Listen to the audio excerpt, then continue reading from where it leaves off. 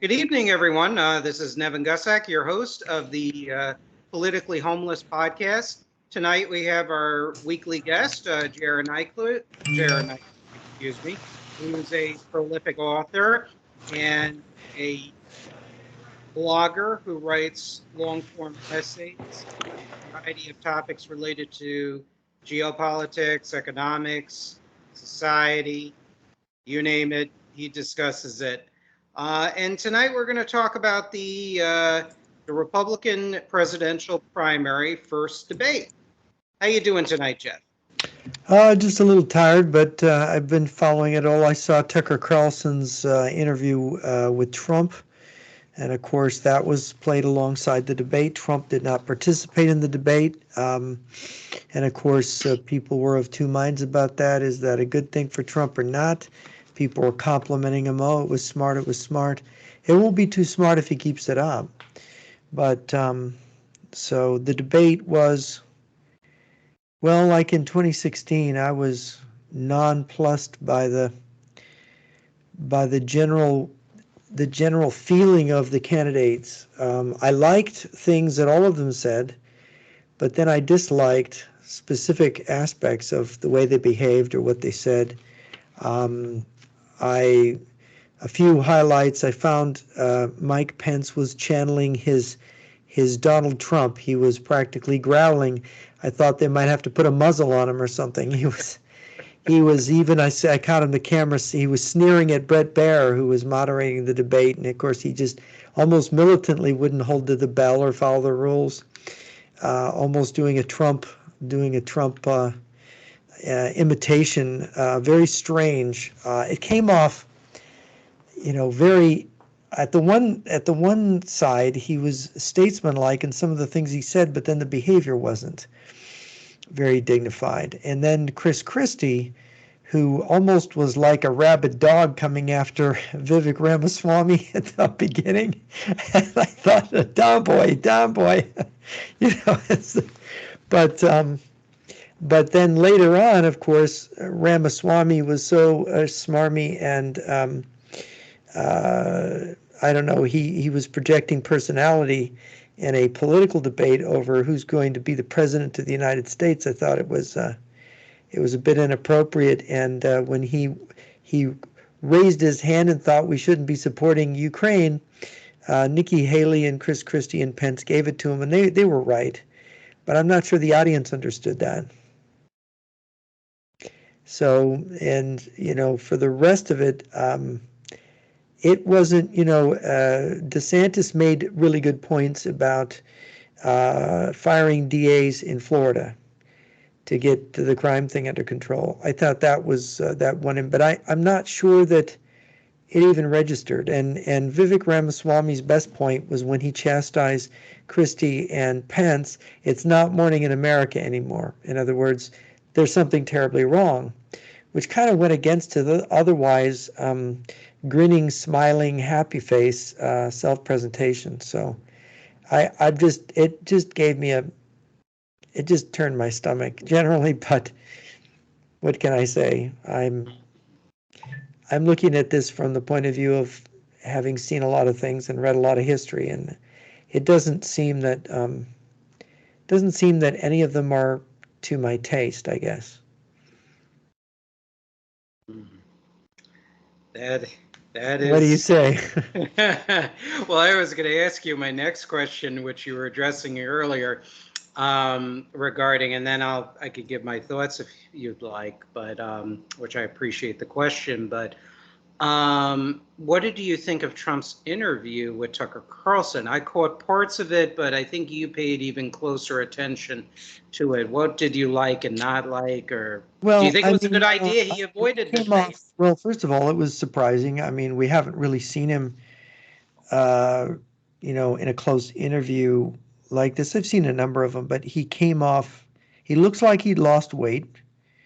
He came off very sharp, very smart, very on his game, saying sensible things, sounding sensible, even though, much of the country doesn't buy into the election fraud thing. And I got chastised by my readers saying, oh yeah, most people believe the election was frauded. No, I don't think they do. I think there might be more people believe it wasn't than it was, and there's a lot of undecideds in there, but it is not a majority question in this country, I don't think. And I think you can look at it. I looked at a whole bunch of polls. Isn't that your impression, Nevin? Yeah, I mean, I think I saw your responses on your blog. I read through your Yeah. latest essay on Robert F. Kennedy Jr., where, and of course, the election of 2020 was brought up. Is it something I'm super, super knowledgeable about? No, but there are a lot of people outside the Republican activist camp and primary voters that are going to be either undecided or anti-Trump and more in the Biden camp and really not invested in Trump or the election of 2020. So I kind of agree with you on that point. When I think there was ballot stuffing, I think that there was opportunity for local, corrupt counties or corrupt municipalities to cheat. In we know about Chicago and dead people voting. I have relatives in Chicagoland that they voted Republican all their life until they died. They then voted straight Democrat after that. So that this is an old kind of joke.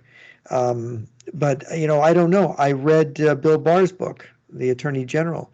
He claims in his book he couldn't find anything. So is Bill Barr an evil doer with horns and a tail? I don't know enough to say. And of course, Trump leveled charges against Bill Barr. In that he went after Bill Barr, his own attorney general. He basically went after both of his attorney generals. Well, I suspect the problem is, when you got Marxists in the Justice Department, and this I've heard all over, you can go on the Justice Department website. I just did a search. There's all these Marxist papers, position papers on the Justice Department website. So what are those? That's not Americanism. And of course, it is being taught in our law schools. So, I don't understand. The one thing about Trump that really baffled me is I fired Comey, and that's a great thing that I did, and I wouldn't even be here if I didn't. It's like, no, you were impeached twice after you fired Comey. So I don't understand what that did. That didn't do anything. And the thing is that when you have a bureaucracy, we've got all these universities. This is what our friend Jimmy from Brooklyn was telling me the other day. He was saying, look, it's really silly. No, I'm sorry. Our Colombian friend. We have a Colombian friend. You know who I'm talking about. I'm not going to mention. Oh, no, not the one you told me in a private conversation. Not that person. Oh, you're talking about, the one who, okay, the good guy, not the bad Colombian. Yeah, no, he's a Colombian friend of ours. You know him, I know him. Yeah, I know. And he was telling me that here Colombia was fighting the FARC, the communists, all these years in the Colombian Civil War, and yet they allowed their universities to be taken over by Marxists, so all the young kids are now imbued with Marxism. So here they fought the war, they defeated the FARC in the war, but they lost the kids. Right?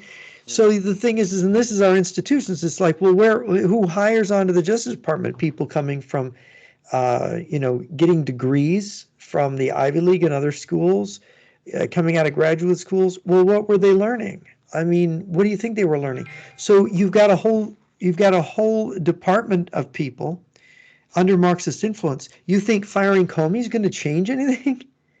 What have you, I don't understand. Are these people, is Trump completely clueless?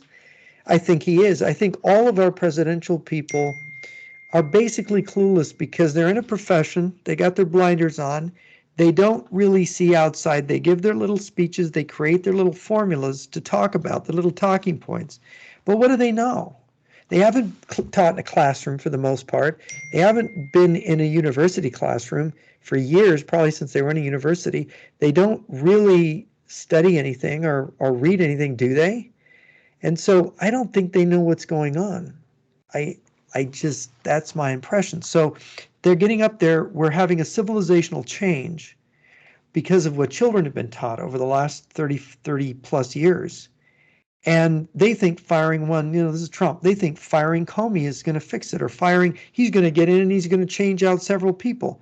No, you don't understand. You have to change. Now you have to change the institutions.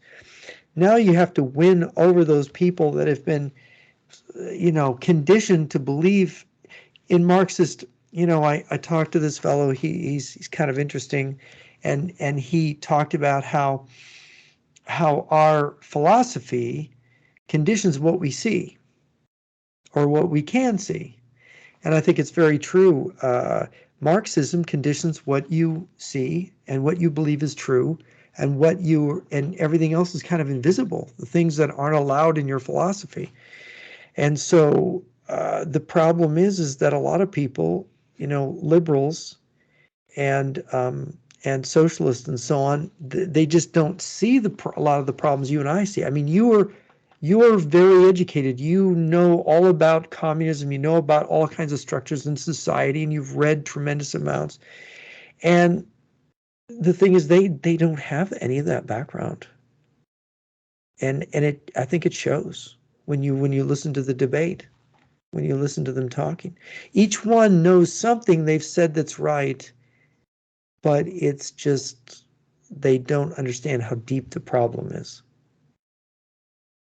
Yeah, I mean, that's really well said. Now, getting back to your point about the Justice Department, it's two things, I think, regarding Trump. I think, number one, Trump prizes loyalty above everything else.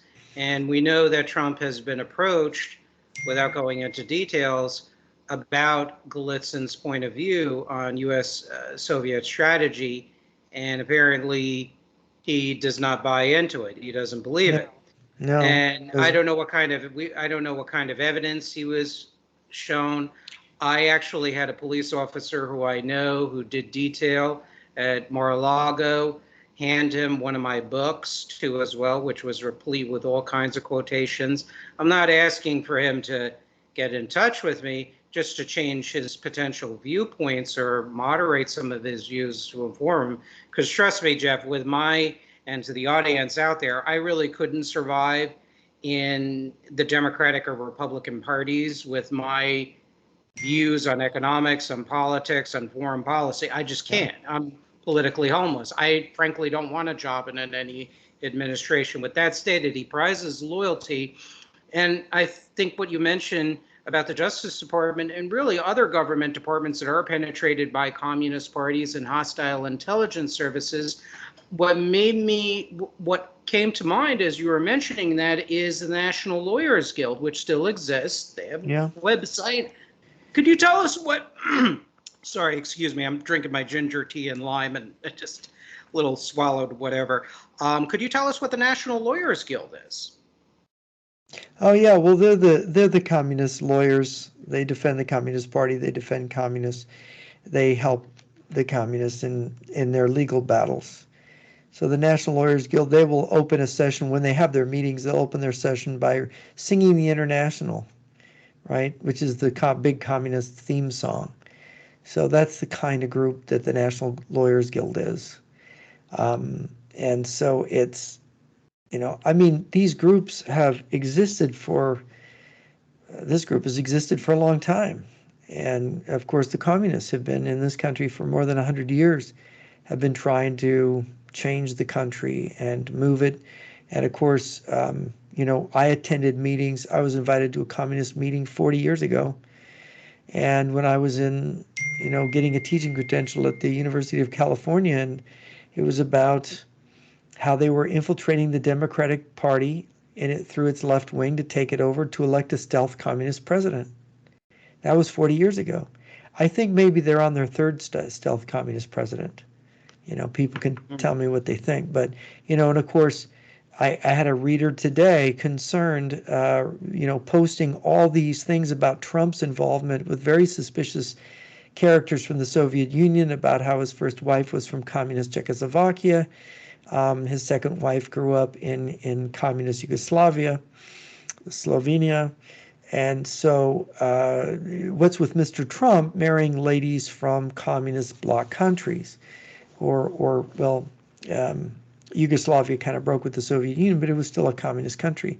What is that about? And about his relationships and people around him connected to Russia. There's been stories about Trump's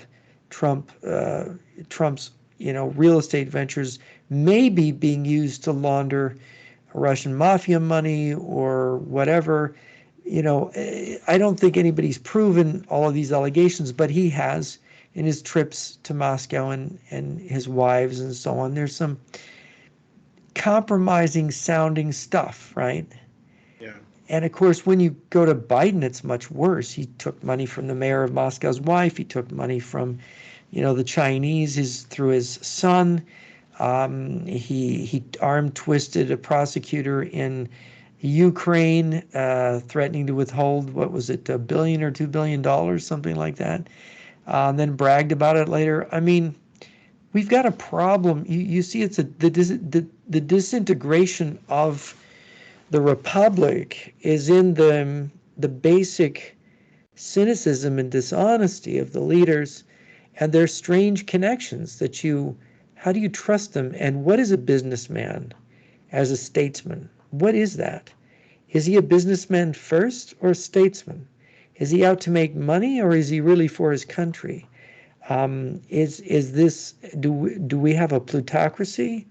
Or is it a democracy turning into socialism? And what happens to checks and balances when Marxists get into the Department of Justice, right now we have a rather surprisingly, conservative Supreme Court. But what happens when they just start ignoring the Supreme Court? They're ignoring a lot of other laws. And so the situation, in fact, is so serious, especially when almost a third of the people out there, voters, believe that the last election was stolen. I mean, it's not a majority, but it's a huge number of people who are right now feel so alienated from the system that they believe that the guy who actually won was cast out of office. Donald Trump. And of course, you can sneer at those people all you want. What if they're right?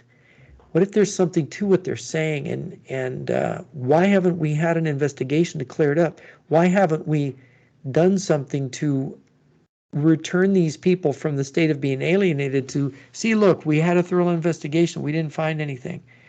Are they afraid they will find something? I find the whole method of voting where you don't have to show ID and you can actually fill out other people's ballots and send them in by mail, I find it very disturbing because that means that you can actually vote for people, right? You can vote for people. Did that happen in large amounts? I don't know. How would you even prove it? But it's a possibility, and if people want to win bad enough, they're going to do it. Some people are going to do it. So I don't know. It's bad. In France, you have to have voter ID and you have to go in person. At least, I don't know. Trump said something about a French election where they actually had mail-in ballots, but I think you have to have in-person voting with ID. I really do. And you have to have dead people taken off the rolls so people can't come in and impersonate them. I mean, there's just common sense things. If you want an election integrity, if you don't want election integrity, then, why are you a Democrat? Why do you believe in democracy? True, I don't true. understand. Well, our government is hijacked on all fronts. I would argue we're an oligarchy with democratic trappings, a plutocracy, and that is alienating large numbers of young people, understandably, from my position, towards embracing socialism and communism. And what's disturbing about that is that's the roadway to tyranny on the other end. Yeah. And, call me crazy, but I mean, Gloria La Riva, who is one of the leaders of the Party of Socialism and Liberation, said recently that the fog of anti-communism is lifting. I mean, and there are other quotes I could repeat for the past 30 some odd years since the fall of communism, where communist leaders have talked about that. So yeah, that's a very troubling situation. yeah. I mean, in these essays I wrote, about the Democratic alternative to Biden, which is Kennedy, and I liked Kennedy's book on Fauci pretty much, but this interview with Tucker Carlson really was shocking to me.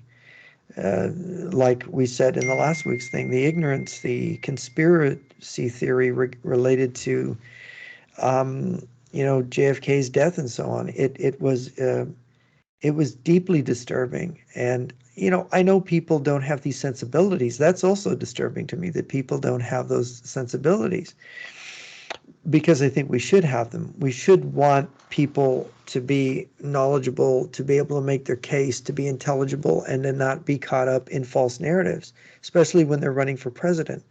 And of course, with the Republicans here, we saw, I don't understand why some of these people are running for president. I don't know why the governor of Arkansas and the governor of North Dakota are up there. I don't know what they're doing, because they don't have any following, and they're not going to have any. And I'm sure they're nice people and stuff, but it was just too many people up there. And I don't know.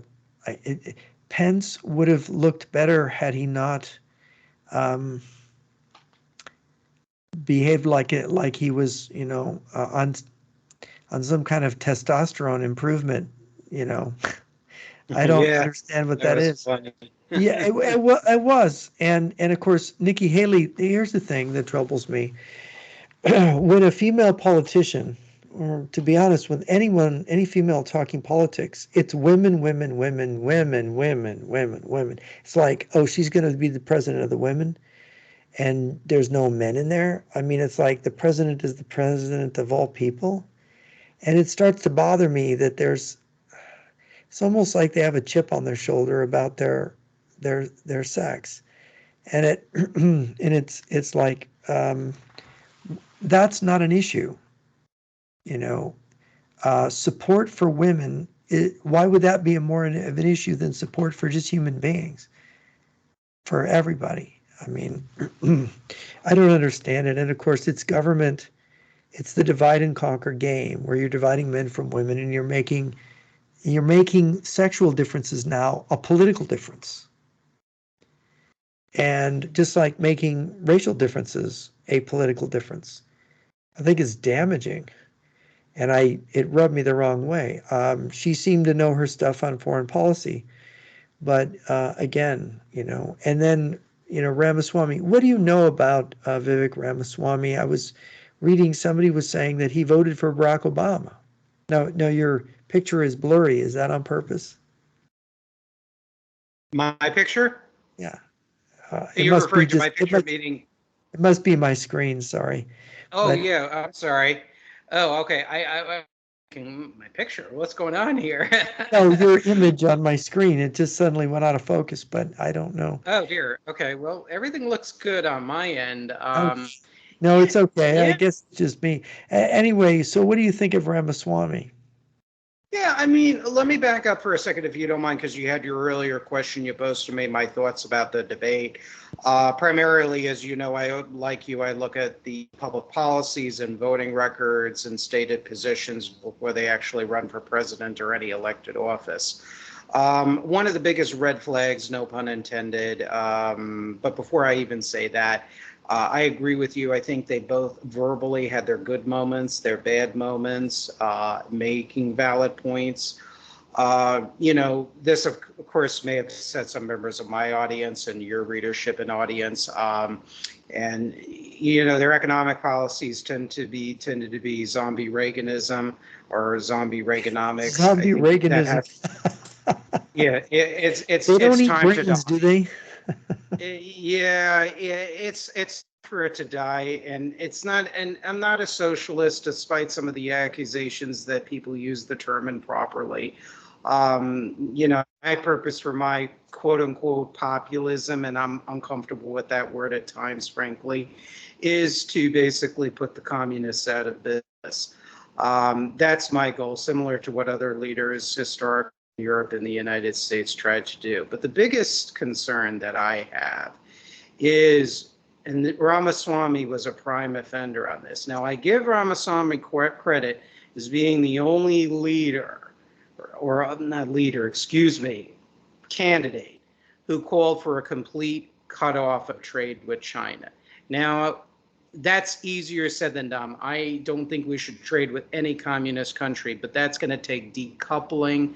It's going to require re-incentivizing the purpose of a corporation away from shareholder value to the old stakeholder model. And no, I do not mean Carl Schwab's stakeholder capitalism, the actual definition of pre-Reagan stakeholder capitalism, where companies serve themselves, made a profit, nothing wrong with big profits, as well as their community, their consumers, their employees, etc., as long as the company makes profit, because that's why it exists. A profit is the lifeblood of a free economy. I don't think anybody in my audience, left or right, would disagree with that.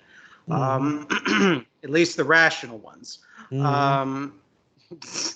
But with Ramaswamy, I agree with the cutoff of aid or of trade with China. He's very good on that, at least in theory.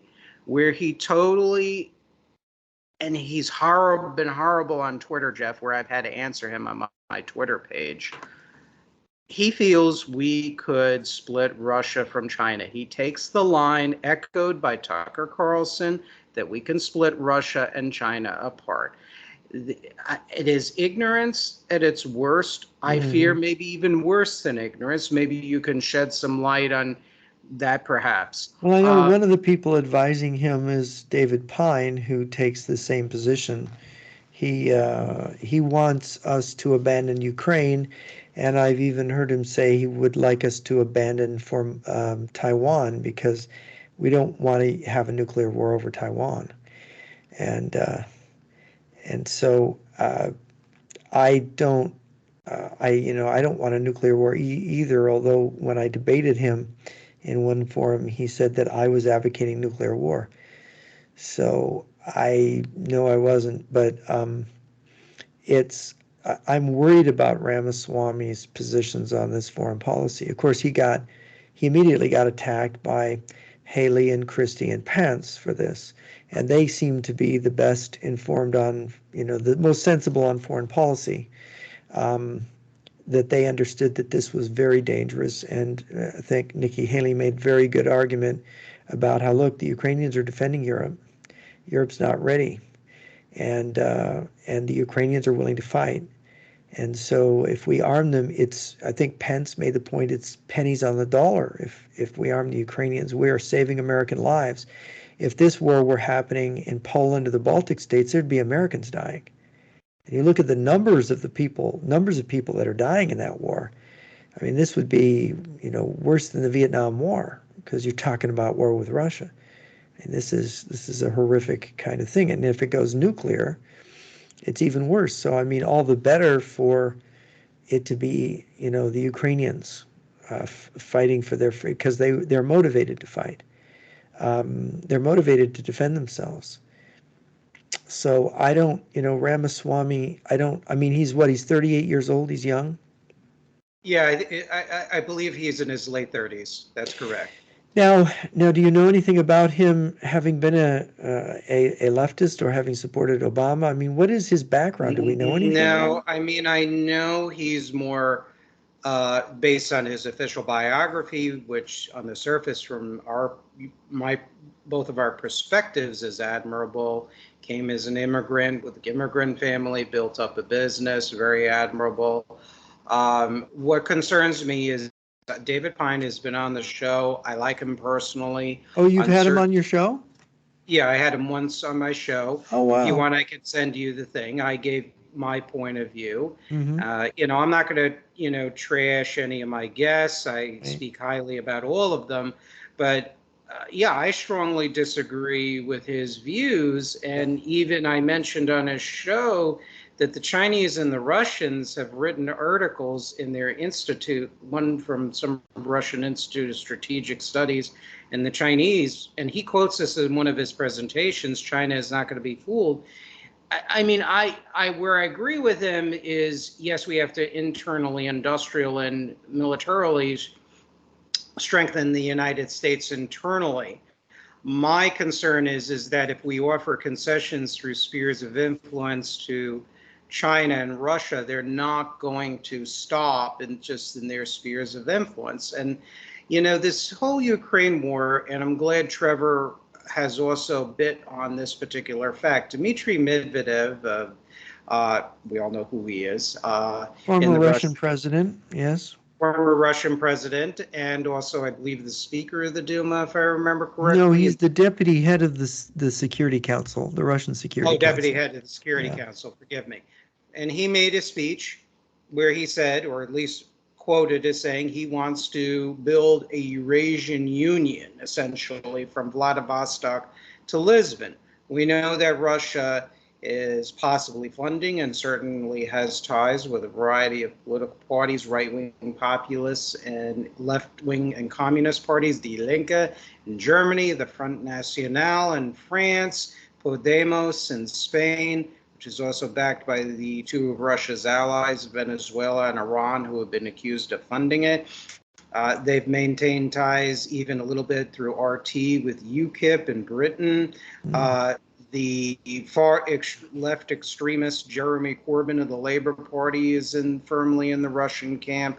You look at the Communist Party, Marxist-Leninist, Communist Party of Great Britain, Marxist-Leninists of Jyoti Brar and Harpal Brar. They have ties with all the diplomats, including with the Russians, very tied in with them.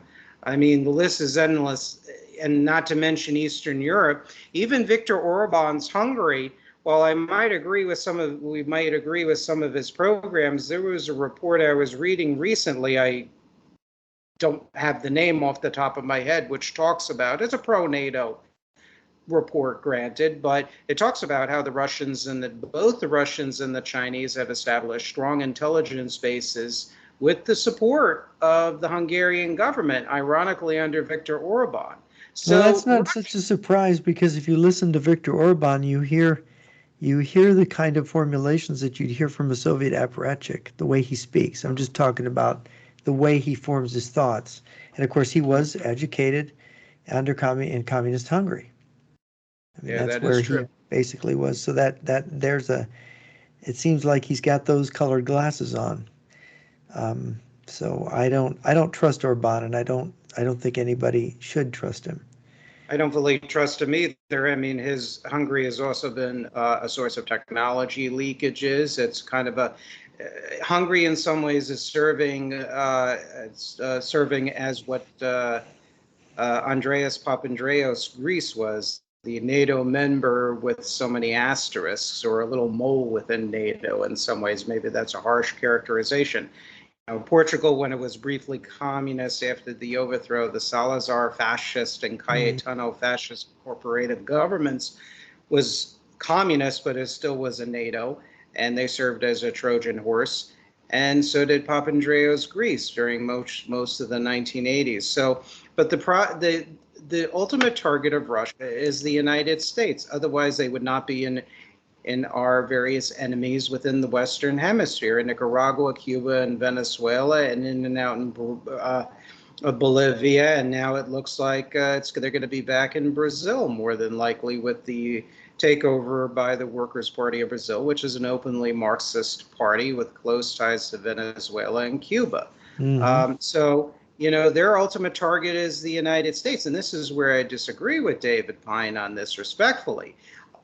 Is the target is not Taiwan. It's not just Eastern Europe. It's ultimately hegemony and the collapse over the United States. Maybe we should have David on the show. That way he can express his views, and we could have like a little debate or something. Sure, we could do that. I'd be happy to invite him. We could do that. I've never done a three-way show, so of course. Yeah, it's easy. You just add another caller. It'll work. I guess I could moderate. I've never moderated before, but I guess I could moderate. You need a stopwatch. I like the both of you. I like the both of you personally. There are many things I agree with both of you on, so I think I would be hopefully a fair interlocutor. But with the Ramaswamy, that really was a black mark on his debate, in my opinion. That's something I very strongly disagreed with him on. Yeah. And the other three, as you pointed out, Nikki Haley and Mike Pence and Chris Christie. Chris Christie, of course, defended Ukraine's independence from a human rights perspective on the atrocities committed by Russian forces. But what I liked about Nikki Haley, and particularly Mike Pence classified Russia as communist. Well, he He did, said that he referred to or a how they Soviet. behaved. He referred to how they acted as a communist regime and how the behavior was similar. I don't think he actually, as I was very concentrated on what he was saying, he referred to what they did when it was communist. It was Ronald Reagan's ideas. We have these countries like Afghanistan or Angola, we have them fight for themselves. We Right. don't put Americans in Afghanistan. We don't put Americans in Angola. We don't put Americans in Nicaragua, which is sensible. Yes. Um, what was interesting is DeSantis, they never got to him. He half raised his hand when they said, how many of you don't want to support Ukraine or don't believe in it? And of course, Ramaswamy's hand shot up, but DeSantis did one of these where his hand kind of went up like this, Yeah, And DeSantis, DeSantis, he, granted, this is biased, but I is he being a support. mugwump?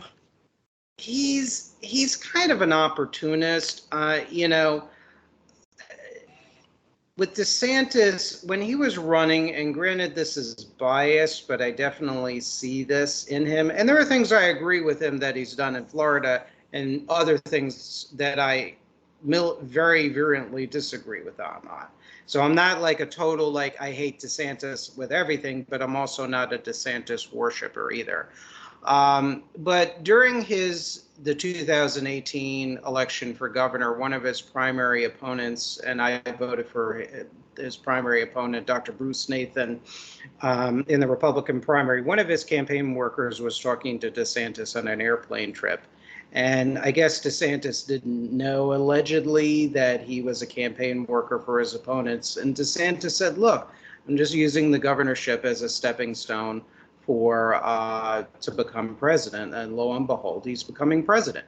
He really latched on to the anti-woke crusade to make a name for himself and fought the cultural wars to the hilt. And that's something that the Republican base is very tuned in. He knew that.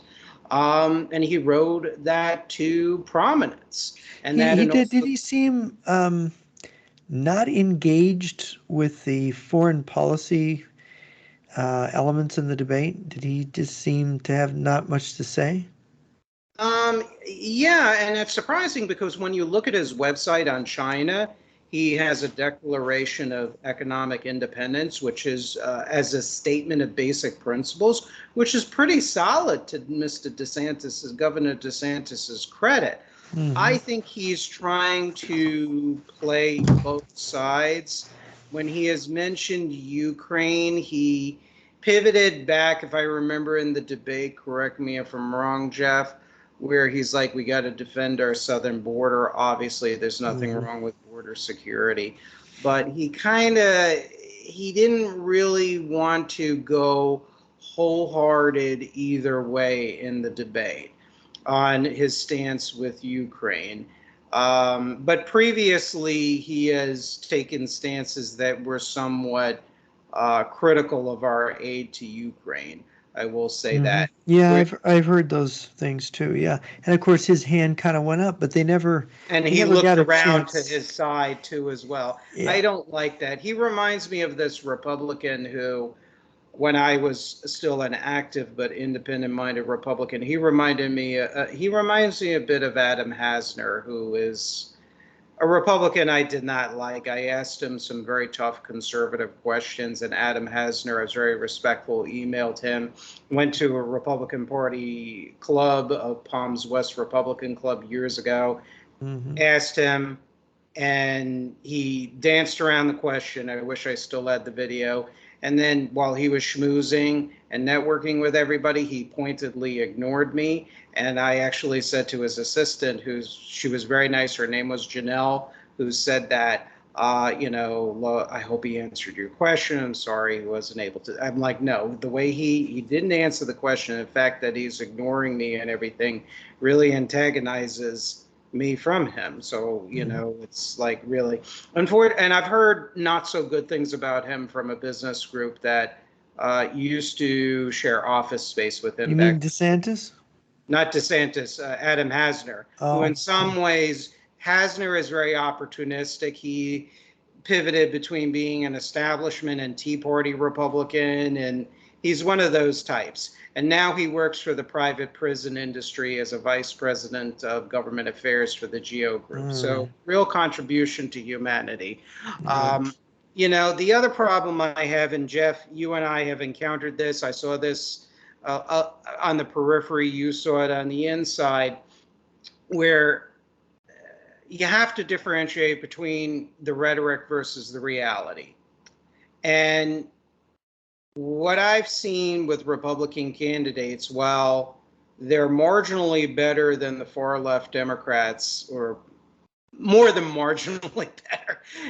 I mean, I'm thinking Ron Dellums here, and the average Republican is 100 times better than somebody like a Ronald Dellums, let's take, for example. Sure. The problem is they get paralyzed by wealthy donors that want to maintain trade with Russia and China. They don't want to decouple it from doing business with our enemies. So when they get into office, they'll often have inconsistent positions. So Richard Nixon said that he would oppose technology transfers to the Soviet Union in the 1968 campaign. What did he do? He put that on steroids in the name of détente and in trade, and also, quote unquote, opened up to Mao's China.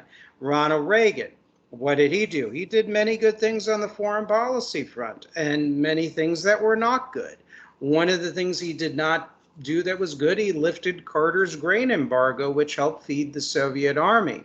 When he was presented after the shootdown of KAL 007 in 1983, there were forces in the Reagan administration led by Assistant, Commerce Secretary Lawrence J. Brady, to cut off all trade to the Soviet Union.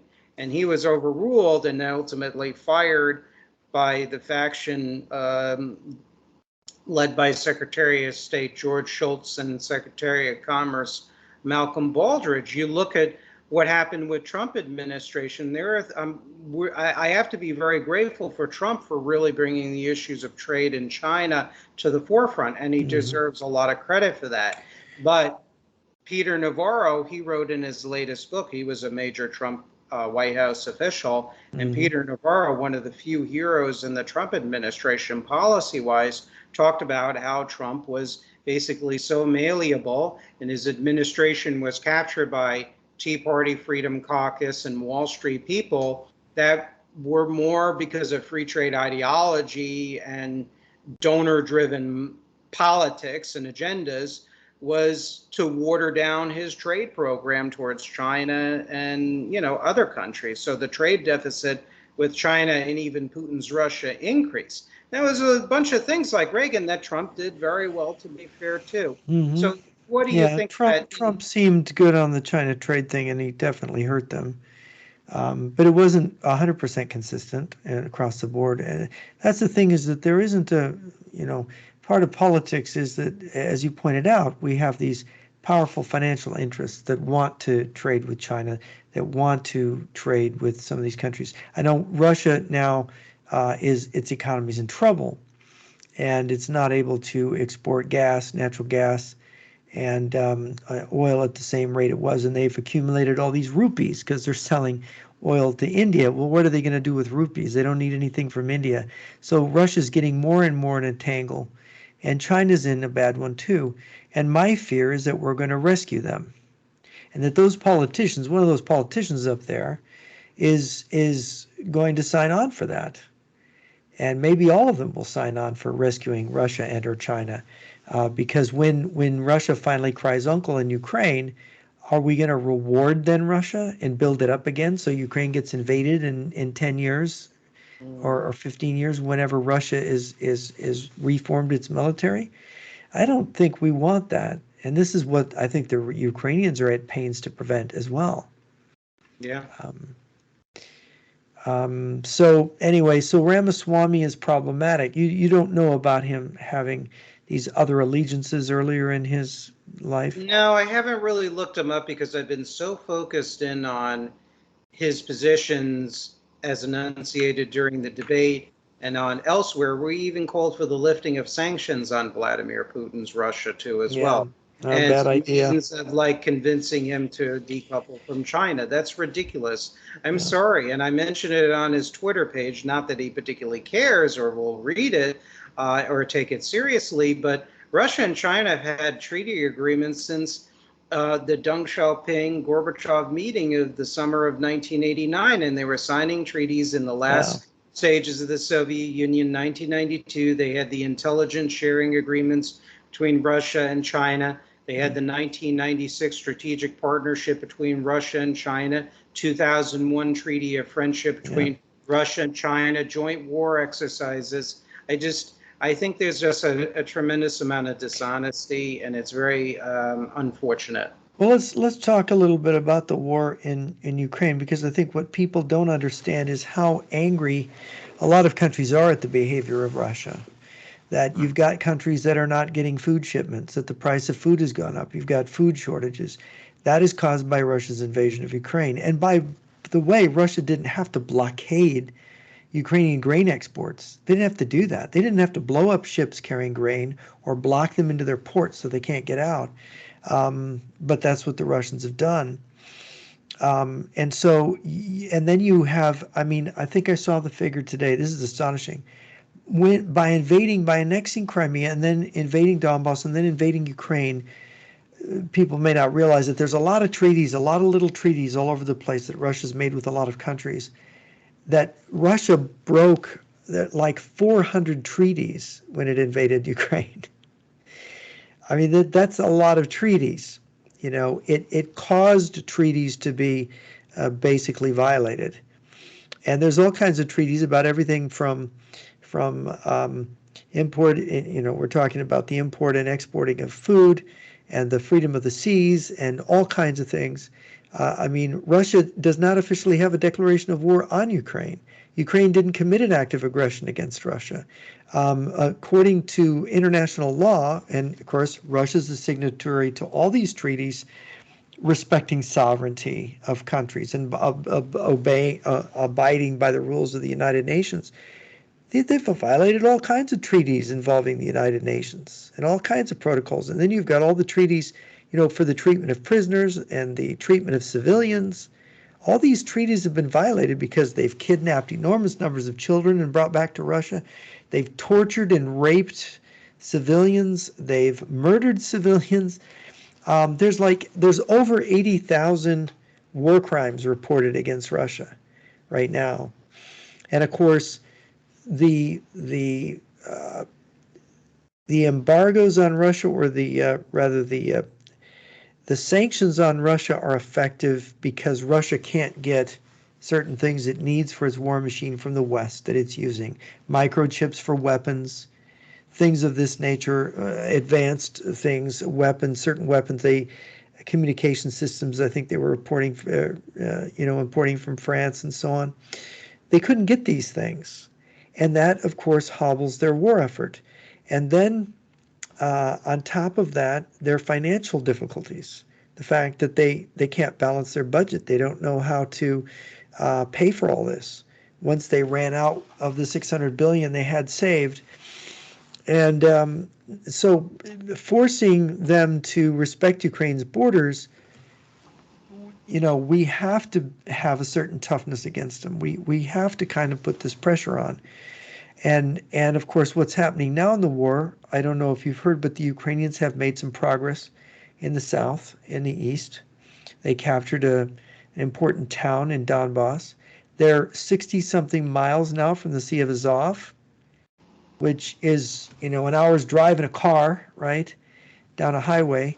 And if they reach that Sea of Azov, they will cut off the Russian armies in the south. The Kerch Bridge has been hit again, of course. The Russians will not be able to supply their armies in the south, in the southern part of Ukraine. They won't be able to supply them. And this will bring the war to an end. Russia will have been defeated decisively. Russia will have to cry uncle and say, all right, we want a peace treaty. And they will lose Crimea in that negotiation, because if that southern route is cut, Crimea is not defensible because the Russians can't supply it from that Kerch Strait Bridge, and their navy's not being effective. You know, their navy's having to rebase to Novorossiysk, and they've even been damaged by drones now. The Ukrainians have anti-ship drones and have damaged some of the ships, and then they have their anti-ship missiles, the Ukrainians, which they have sunk. They sunk the flagship of the Black Sea Fleet, the Moskva. So the Russians are really, they're losing the war. And it doesn't look like the nuclear option is really an option for them. And you saw what happened. Prigozhin's plane went down, supposedly. They're claiming he was on it. I haven't seen any proof that he was on it. I haven't seen any videos of him boarding the plane, but I don't even know if any were made. I would like to interview people who actually saw him get on it. But, it is widely believed that he was on it and he was killed. And of course, he led that mutiny at the end of June against Putin that kind of was half-hearted, and they turned away from Moscow after marching on it. Russia's got, if all that was real, Russia's got problems. And if it wasn't real, Russia's got problems because their leadership is showing such bad judgment to have such events that shake further confidence in the regime and in their warfighting ability. So it's very peculiar what's happened here, and yet this is what's disturbing the Republican Party. You have Ramaswamy, who was thought to be the star, speaking against it. You've got some people are saying about half of the Republicans are against supporting Ukraine. Do you hear this figure? Yeah, I am not surprised by the figure, and unfortunately, quite a few of the quote-unquote MAGA Republicans seem to be, or at least the politicians most aligned with them, like Marjorie Taylor Greene, for example, that Yes. are really against the independence of Ukraine. I'm not saying Ukraine is a perfect country, but Ukraine is a stepping stone, as quote Medvedev. Once again, the goal of Russia is to create this sort of Eurasian Union all the way from Vladivostok all the way to Lisbon in Portugal. Need I say more? It's not just about Ukraine. It's creating this new Soviet Union style or Russian dominated Europe. And that's not good for the United States because we are dependent on Europe for a sizable amount of our imports, particularly from Germany. For example, we have financial investments in Europe, obviously, because the world, the continents are intertwined economically. I mean, this is very, very, very problematic. Now, one of the last questions before we wrap up that I wanted to ask you is, let's say Russia experiences a catastrophic defeat from their point of view. What does that mean for their leadership? Are they going to have to pull another Gorbachev and put a liberal Putinist in charge? What are your thoughts? Have you thought about that? Yeah, no, it's, I think that there's a yearning on the part of many Russians to have a normal country. They just can't say that. And I think that this is an interesting thing. If you read like Machiavelli's commentaries, his discourses on the first 10 books of Livy, which is really about the Roman Republic. And he makes the point that republics are much stronger than a one-man rule situations, monarchies or dictatorships, because they're broader. They've got popular support in a way that dictatorships don't. They're slower to react, but they're much stronger militarily. And I think that we've proved this out. I think Ukraine has developed a republican spirit. It's got more of a civic, what you would call civic nationalism, going for it. There's been amazing changes in the Ukrainian nation, in their psychology, in their institutions, in the cleaning up and the getting rid of the Soviet style and the Soviet institutions. Russia hasn't done this. Russia has retained far too many of the Soviet style of doing things. And although the Russians have enjoyed more freedom than under the Soviet Union and the ideological pressure has been removed, it really is a state run by the same families and the same groups that the Soviet Union was run by. And in Ukraine, those groups were thrown out. The Party of Regions was really just a fill-in for the Communist Party. It was united with the Communist Party in Ukraine, and they were just looting the country and sending enormous amounts of money to Russia, by the way, before the 2014 revolution, Maidan revolution. And what's interesting is the war in Donbass that the Russians basically engineered was paid for by money looted from the Ukrainian people.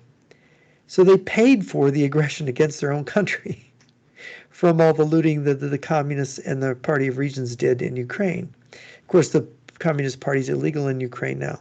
So this is this is just very basic information. But what's interesting is that for so many conservatives to be against this when it's such a vital issue in terms of it is the key foreign policy issue is very disturbing. And I don't know, I could not tell from what Trump said what he's really going to do, because what Trump said in his interview with Tucker Carlson about Ukraine was that he was just going to make peace. He was going to end the war. As if he's not even in the war. He doesn't have any troops in the war. Right now, Europe is, I think, sending the balance of the material to Ukraine, war materials, more than we are. And the thing is that the U.S. can't afford to alienate Europe by not sending help to Ukraine if the other countries are. And I think the Ukrainians aren't going to quit.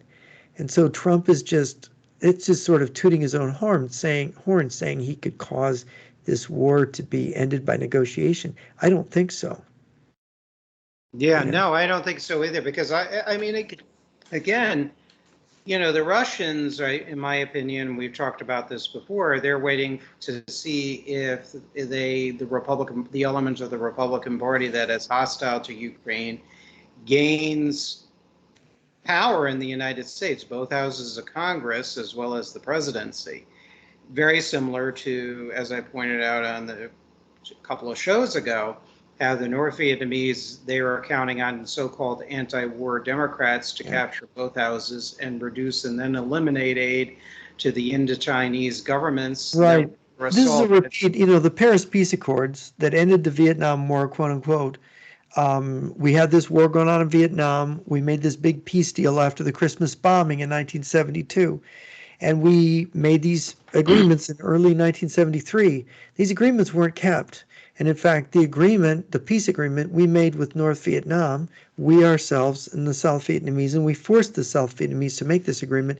This agreement was such that if the communist side cheated, if the Russians and the Chinese kept pouring material into the North, and we didn't keep up with it on our side, our ally was going to lose.